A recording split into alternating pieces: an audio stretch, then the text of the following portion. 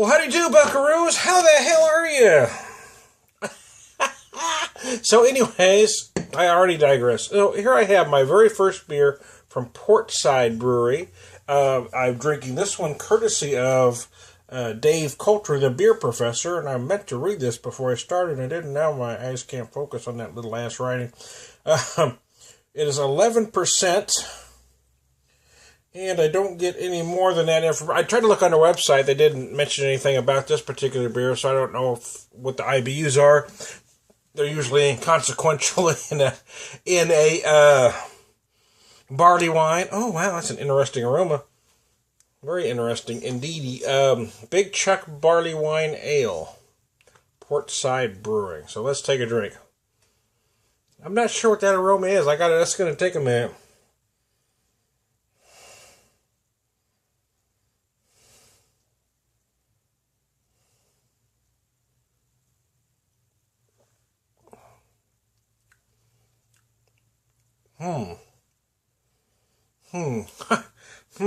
Wow. Okay, so cut in action. Wow. So anyway, let's talk about the glass first. It's an interesting little stem glass. It does say Anheuser-Busch. Some snobby folks won't even use glassware that says any of the like insignia. I actually do. I love these classic glasses. What did you say you picked this one up, dear? Was this DAV? Which one? Yes. DAV, this glass. So, okay, so, wow. The notes are odd on the nose. Already I'm getting a flavor that you don't typically get or typically want to get. Or a scent, I should say. I'm getting a lot of butterscotch on the nose. Which usually means something is off. But, it is a barley wine, so...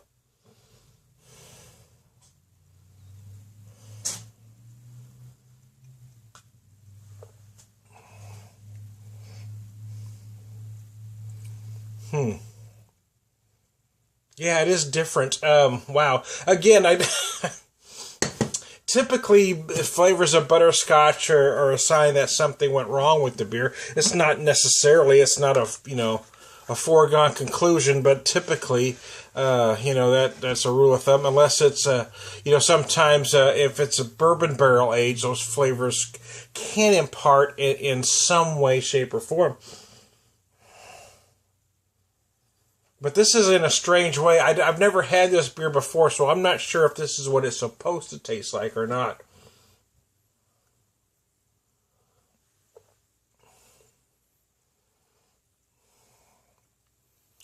Wow. I'm kind of thinking something went wrong with this bottle. Wow. Let me just tell you what I'm getting here. Again, the nose is huge butterscotch. It's all about the butterscotch on the nose.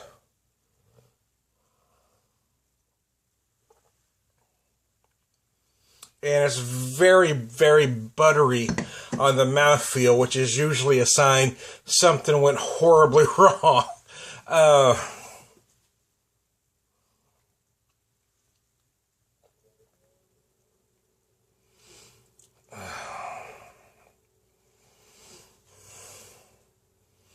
I'm gonna guess there's a good amount of hops in this. Taking a shot in the dark here. They don't list the IBUs here. It is 11%.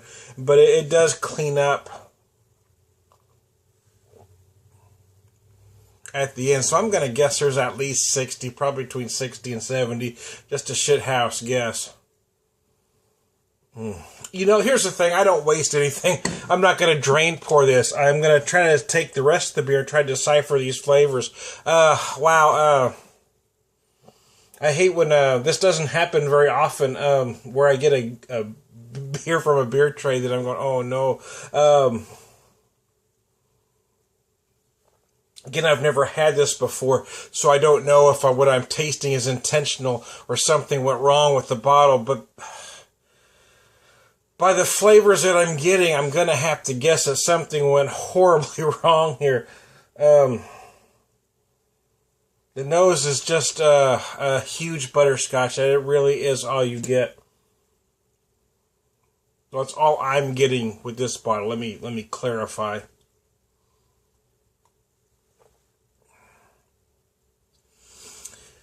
The mouthfeel is, probably most would consider heavy.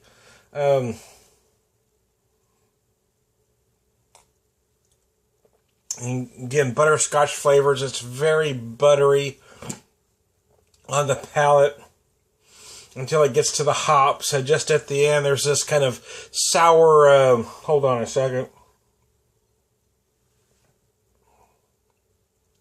Almost a sour plum like finish. It's very odd. Barley wines can go a lot of different directions, right? I mean,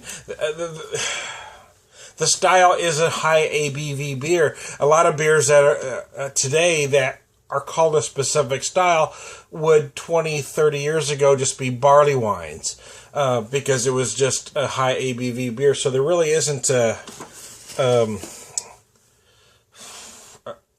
anything can be in this beer. Any malts, any hops can be in. It's a barley wine. There you go. Just a high ABV beer, basically. Oh, excuse me. But I gotta believe this isn't the way this was intended to taste or smell, because there is something very wrong with this one. I don't know. It just the butterscotch is very off-putting. And at this point, I wish a friend was here with me to corroborate what I'm saying, because I really hate to say anything bad about a beer that I got in a beer trade, because I'm always very excited about these beers, but there's something very wrong here.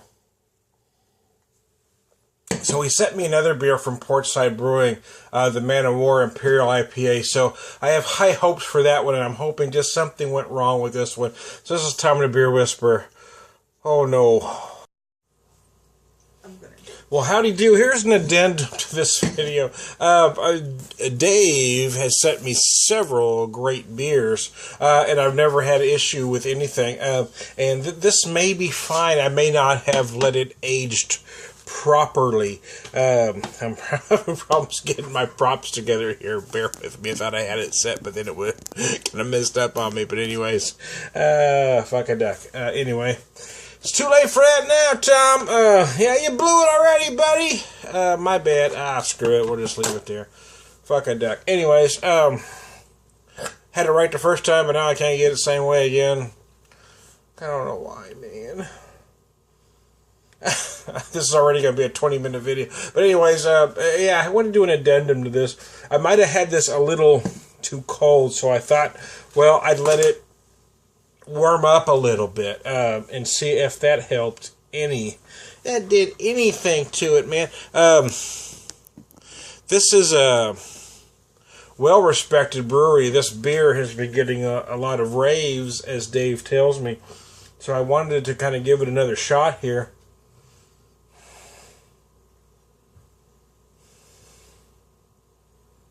And as I'm letting it warm, there are other notes popping through. I was just getting butterscotch so strong early on. It got to be a little off-putting. Not enough to make me quit drinking it. Like, I don't wait shit, man. It's become kind of, I don't know, beer snob cool to show drain pour pictures. I don't do that. I think that's ignorant ass to drain pour anything. But that's just me, brother. I'm not wasteful. I'm not wasteful. But I wanted to kind of keep going on this and find some flavors and find some aromas. And I did notice as I let this warm a little bit, all I was getting at first was butterscotch. And as I let it warm, I'm still getting a lot of butterscotch, to be honest with you, more than I really want to get.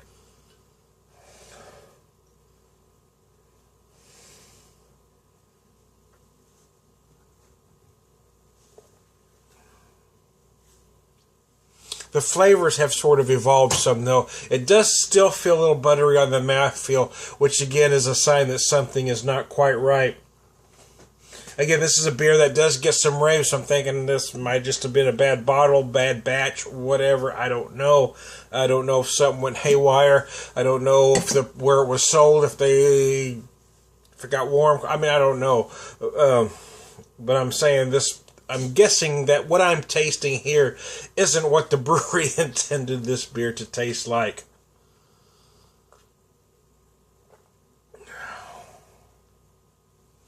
Earlier I remarked that I was getting like the sour plum finish, and I'm still getting that.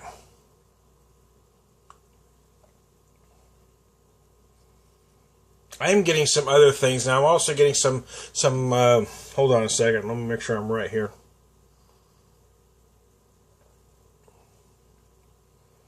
Some peppery notes in there as well. I mean, it is evolving. It isn't. Well, isn't the worst beer I ever had, man? No, it's not. And it's not. It's not so off-putting. I'm not going to drink it. Obviously I'm down to this much. I am going to finish this bad boy. I'm just thinking. What I'm drinking is not what the brewery intended. I'm getting some brown sugar-like notes in there as well.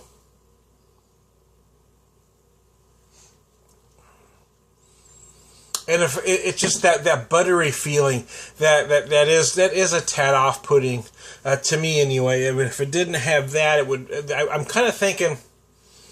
This has barley wine characteristics. You've got you'll get some dark fruit, you get molasses. It is doing what a barley wine typically does, but I'm getting that butterscotch that is just kind of throwing everything else off. So I'm going to give the brewery the benefit of the doubt, thinking maybe something went wrong in the handling of this bottle from the time it left the brewery.